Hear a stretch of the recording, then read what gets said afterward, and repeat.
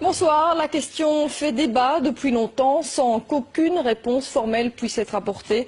Il n'empêche, cette étude laisse perplexe. Des chercheurs de l'ULB ont exposé des fourmis à des ondes GSM.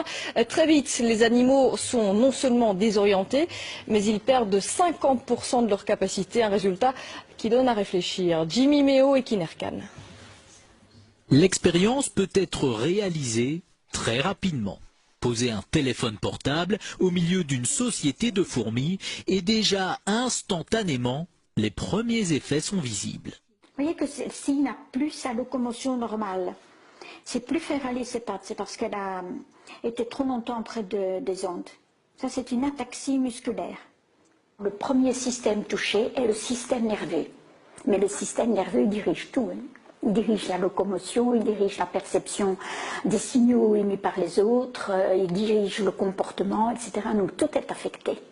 Les capacités d'apprentissage des fourmis exposées aux générateurs d'ondes sont affectées de 50% par rapport à la normale. Et même avec une période de récupération, elles ne retrouvent que 60% de leur capacité de mémorisation.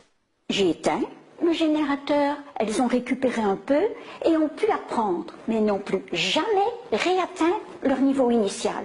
Il en est de même pour 7 fourmis exposées aux ondes du GSM. Si on arrête tôt l'expérience, elle va récupérer. Si on continue, elle va mourir.